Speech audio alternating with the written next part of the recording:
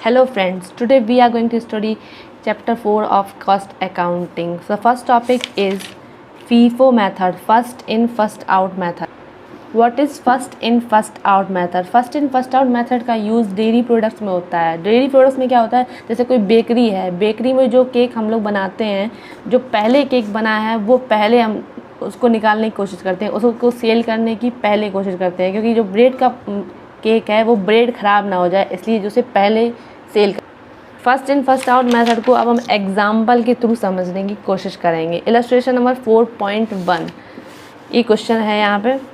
Prepare store ledger account showing the issue of material on first in first out method assuming purchase of material are made as under. यहाँ पे purchase given है और issue यानी कि sale given है. Raw material है होता है, उसको परचेज किया गया है और उसे इशू किया गया है. इस क्वेश्चन को हम लगाएंगे फीफो मेथड यानी first in first out method. उसके लिए सबसे पहले उसका फॉर्मेट बना लें. ये फॉर्मेट रेडी है first in first out method के क्वेश्चन को समझने के लिए. ये इसमें 11 कॉलम होते हैं. Date, particulars, receipt. जो अमाउंट हम परचेज़ करेंगे, स्टॉक जो परचेज़ करेंगे उसमें रिसिप्ट में, और जो सेल करते हैं वो इशू में. और उन दोनों का जो बैलेंस, जो स्टॉक अवेलेबल है, क्योंकि परचेज और इशू के बीच बाद जो एवरेज बचता है वो लिखते हैं हम बैलेंस अमाउंट में.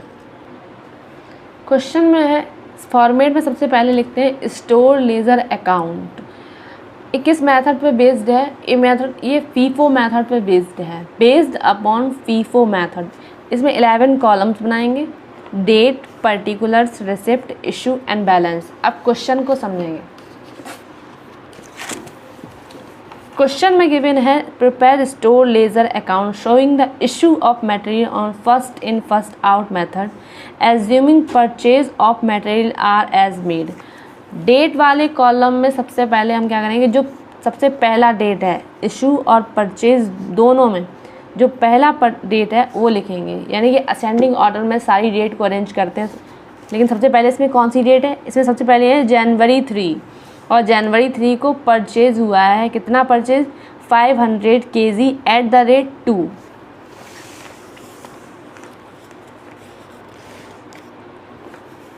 जनवरी 3 परचेज. पर्टिकुलर्स के कॉलम में परचेज, डेट वाले कॉलम में डेट. इसमें परचेज हुआ है, क्वांटिटी गिवन है 500, रेट गिवन है 2. इन दोनों का मल्टीप्लाई करने के बाद जो अमाउंट आएगा वो यहाँ पर लिखते हैं अमाउंट वाले कॉलम में. इशूज़ डेट पे हुआ नहीं है, कुछ भी सेल हुआ नहीं है, तो इसमें डैश. जो स्टॉक अवेलेबल है वो हम लिखेंगे बैलेंस के अमाउंट में. बैलेंस में क्या गिवन है? क्वांटिटी 500 एट द रेट 2 और अमाउंट 1000.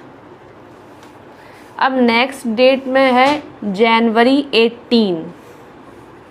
नेक्स्ट जनवरी 18.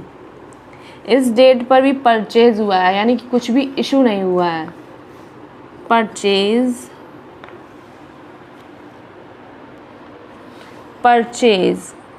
परचेज का अमाउंट है 350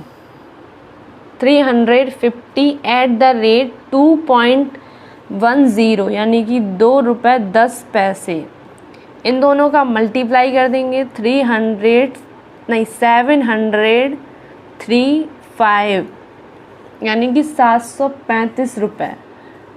सेल हुआ नहीं है तो इसमें डैश.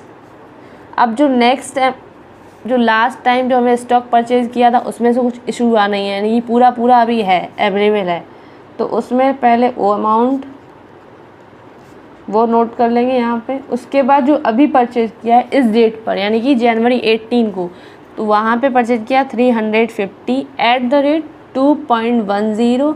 इन दोनों का मल्टीप्लाई 735.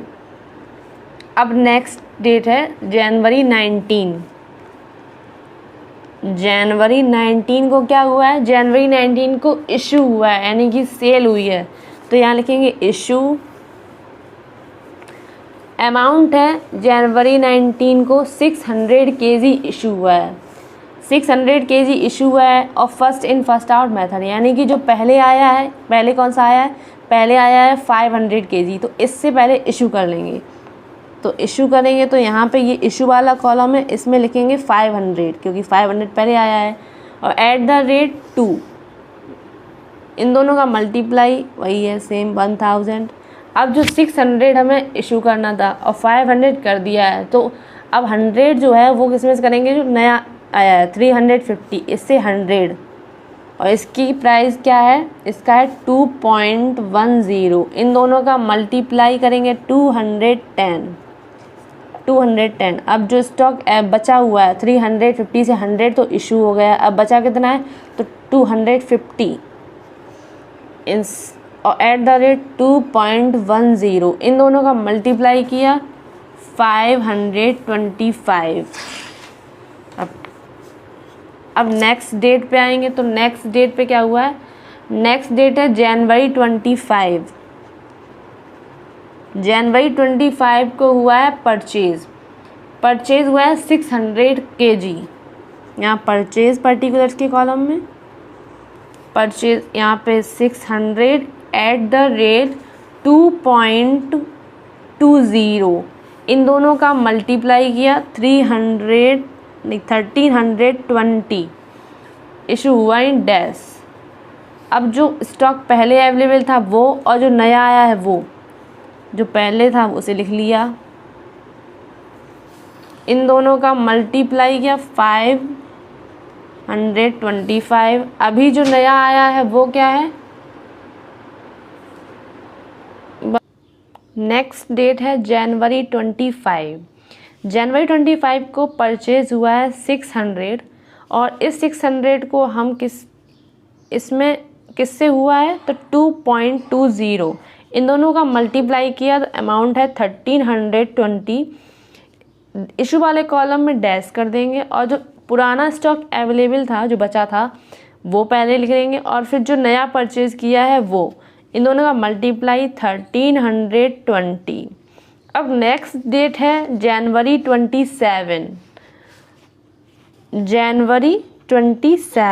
जनवरी 27 को इशू हुआ है, कितना अमाउंट इशू हुआ है, जनवरी 27 450, तो यहाँ लिख देंगे इशू, परचेज कॉलम में डैश, और इशू हुआ है 450। अब 450 हुआ है और first in first out method से हम क्वेश्चन को लगा रहे हैं, तो फर्स्ट इन फर्स्ट आउट जो पहले अवेलेबल है 250, पहले उसे कर लेंगे एट द रेट 2.10, इन दोनों का मल्टी 525। अब 450 हमें इशू करना था और 250 कर दिया है, तो बचा कितना है 200 इशू करेंगे हम इससे 600 से एट द रेट 2.20, इन दोनों का मल्टीप्लाई 440। अब इस 600 से 200 तो हमने इशू कर दिया है, और इसमें बचा कितना है 400 एट द रेट 2.20, इन दोनों का मल्टीप्लाई 880। नेक्स्ट डेट है फरवरी 4। इस डेट पर हमने परचेज किया है, यहाँ पर्टिकुलर्स के कॉलम में परचेज, पर्टिकुलर यहाँ पे परचेज कितना हुआ है, तो परचेज हुआ है 500 kg एट द रेट 2.30, इन दोनों का मल्टीप्लाई 1150। इशू के कॉलम में डैश, पुराना स्टॉक जो अवेलेबल था वो लिख लेंगे क्योंकि बचा हुआ अमाउंट है, और जो नया हमने परचेज किया है वो, 2 टाइप्स ऑफ मटेरियल हमारे पास अवेलेबल है, एक 400 एक 500, वो है जो 400 है वो 2.20 उसका रेट है, और जो 500 2.30 उसका रेट है। इन दोनों का मल्टीप्लिकेशन कितना आएगा, तो 1150। अब नेक्स्ट डेट पर आएंगे तो फरवरी 5 को क्या हुआ है, इशू हुआ है, इशू लिख लेंगे यहाँ कॉलम में, पर्टिकुलर्स के कॉलम में इशू, और परचेज के कॉलम में यहाँ डैश। कितना इशू हुआ है, तो इशू हुआ है 510 हमें इशू करना था और पहला जो स्टॉक है वो 400 है, तो यानी कि ये तो पूरा ही है इशू हो जाएगा। 400 @ 2.20 880, 500 इशू करना था और 400 कर चुके हैं। तो अभी नेक्स्ट वाले जो स्टॉक है उससे करेंगे कितना, 110 110 @ 2.30, इन दोनों का मल्टीप्लिकेशन हुआ है तो कितना होगा 253। अभी इसमें से 110 इशू हो गया है, बचा कितना है 390 @ 2.30, इन दोनों का मल्टीप्लाई 897। अभी नेक्स्ट डेट होगी कौन सी, नेक्स्ट डेट होगी February 7। इस डेट पे हमने इशू किया है, यहाँ इशू के बाद यहाँ डैश। अभी नेक्स्ट डेट पर क्या होगा, February 7 को इशू करना है कितना 150 इशू करना है। अब पुराना जो स्टॉक अवेलेबल था वो कितना है 390 और इशू करना है हमें 150 @ 2.30, इन दोनों का मल्टीप्लाई किया तो 345। 390 अवेलेबल था और इशू कर दिया है 150, इससे इसको लेस करेंगे कितना आएगा 240 @ 2.30, इन दोनों का मल्टीप्लाई 552। अभी ये लास्ट डेट है इस क्वेश्चन की, तो अभी इन सब का टोटल कर लेंगे। टोटल करने के टाइम पे याद रखना कि हमेशा क्वांटिटी और अमाउंट के कॉलम का ही मतलब ऐड होता है। टोटल जो करते हैं तो क्वांटिटी और अमाउंट के कॉलम का, तो इन सबको ऐड करेंगे तो कितना आ जाएगा 1950 और इन सबको ऐड करेंगे तो आ जाएगा 4205।